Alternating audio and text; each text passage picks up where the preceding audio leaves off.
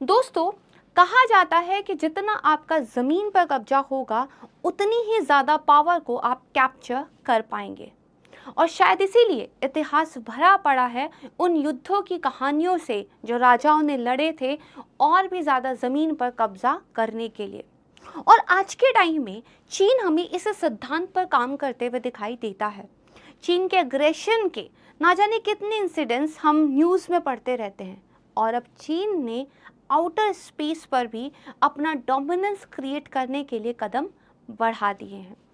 चीन के द्वारा ये पहले ही घोषणा की जा चुकी थी कि 2030 से पहले पहले वो एक लूनर बेस एस्टैब्लिश करेंगे, यानी कि चांद पर एक ऐसा परमानेंट एस्टैब्लिशमेंट चीन के द्वारा बनाया जाएगा जो इतना बड़ा होगा कि जिसके अंदर 12,000 से ज़्यादा फुटबॉल के फील्ड समा जाए। और अब एक बेहद इम्पॉर्टेंट न्यूज़ सामने निकल कर आई है, जिसमें चीन और रशिया की तरफ से ये कहा गया है कि वो 2035 से पहले पहले चांद पर एक न्यूक्लियर पावर प्लांट बिल्ड करेंगे। यानी कि चीन और रशिया के द्वारा चांद पर नाभिकीय ऊर्जा उत्पादन की तैयारियां की जा रही है।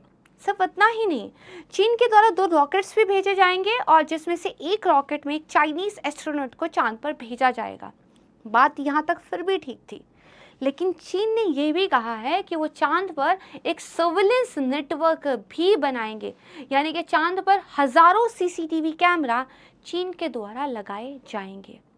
तो दोस्तों, आज की वीडियो में एक डिटेल्ड एनालिसिस करते हैं कि किस तरीके से चांद की टेरिटरी को लेकर चीन का एक अग्रेशन हमें दिखाई देता है। रशिया की स्पेस एजेंसी के जो हेड हैं यूरी बोरिसोव, उनकी तरफ से एक स्टेटमेंट आया है कि रशिया और चीन चांद पर एक न्यूक्लियर पावर प्लांट बनाएंगे और इसके लिए जो रशिया की न्यूक्लियर पावर्ड सैटेलाइट की एक्सपर्टीज है वो यहाँ पर काम आएगी। अब दोस्तों, सवाल उठता है कि चांद पर न्यूक्लियर पावर की ज़रूरत क्यों पड़ी है, या फिर न्यूक्लियर पावर के जो नेगेटिव पॉइंट्स हम ज़मीन पर देख चुके हैं तो उनको हम स्पेस में क्यों लेके जा रहे हैं। तो इसका आंसर भी मेरे पास है। चीन ने जो ल्यूनर बेस बनाने की बात की है, यहाँ पर एक ऐसा एटमॉस्फेयर क्रिएट किया जाएगा जहाँ पर एस्ट्रोनॉट्स काफ़ी लंबे समय तक रह सकें। एक परमानेंट सेटलमेंट चांद पर चीन बनाना चाहता है ताकि यहाँ पर रिसर्च एक्टिविटीज़ की जा सकें। भारत का चंद्रयान मिशन हो या फिर नासा के मिशन हो या फिर चीन के अपने खुद के लूनर एक्सप्लोरेशन मिशन हो, उनसे ये साबित हो चुका है कि चांद पर ऐसे मिनरल्स मिलते हैं जो आने वाले भविष्य में हमारे लिए काफ़ी महत्वपूर्ण हो सकते हैं। तो चीन कहीं ना कहीं इसी खोज को टारगेट कर रहा है। अब इस बेस को बनाने के लिए जहाँ पर आपके रिसर्च एंड लेबोरेटरीज को लेकर एलिमेंट्स होंगे, सबसे क्रूशियल एलिमेंट हो जाता है एनर्जी। अब एनर्जी कहाँ से आएगी? तो सोलर पैनल से भी आप इस एनर्जी को जनरेट कर सकते हैं, लेकिन मून पर 14 दिन रोशनी उपलब्ध नहीं रहती है। तो इसीलिए सॉल्यूशन निकल कर आता है न्यूक्लियर पावर प्लांट। इसको लेकर तकनीकी तौर पर जितनी भी तैयारियां होनी थी लगभग पूरी हो चुकी है।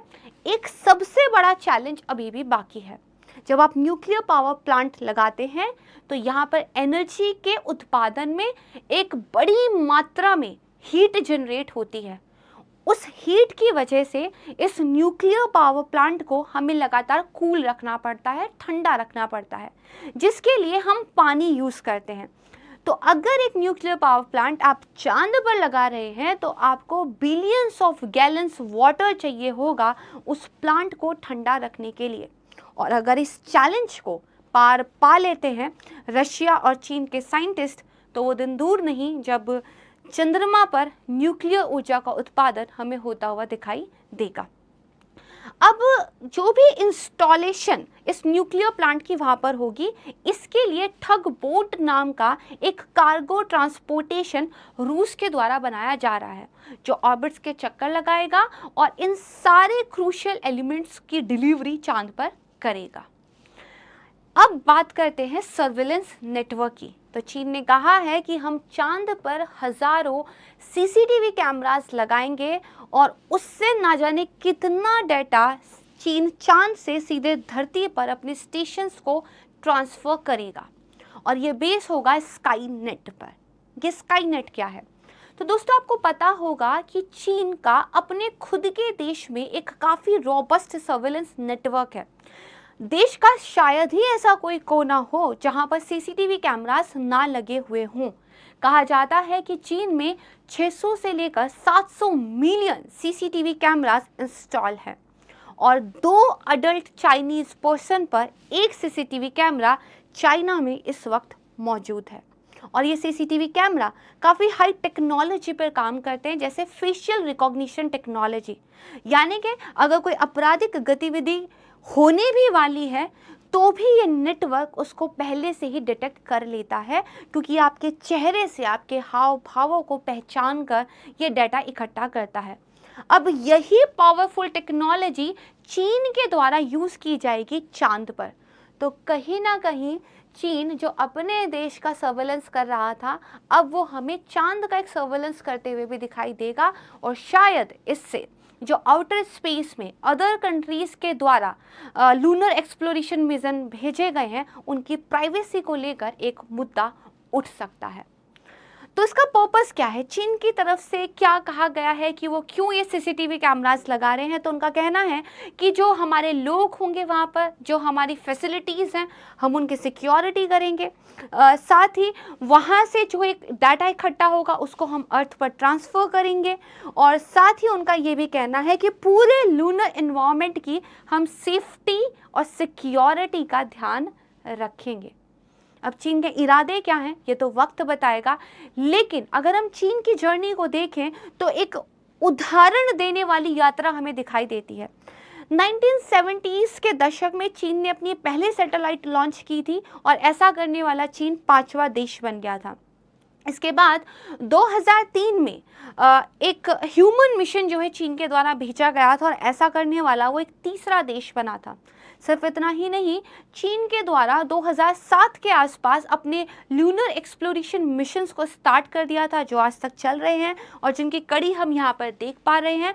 और चीन चांद की सबसे दूर वाले हिस्से में पहुंचने वाला भी एक देश है और वहां से उसने काफ़ी डाटा इकट्ठा किया हुआ है। और इन्हीं डाटा के बेस पर चीन ने अब ये डिसीज़न लिया है कि ज़रूरत है चांद पर काफ़ी ज़्यादा मात्रा में एनर्जी की, और इसीलिए एक न्यूक्लियर पावर प्लांट्स वहाँ पर लगाया जाएगा।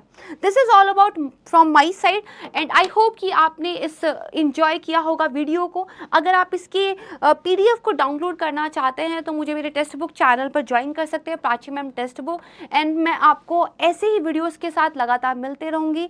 और आप ज्वाइन कर लीजिएगा text book UPSC super coaching को। शेयरिंग इज केयरिंग, तो वीडियो को आपको ज़्यादा से ज़्यादा शेयर करना है। Thank you so much everyone. जय हिंद।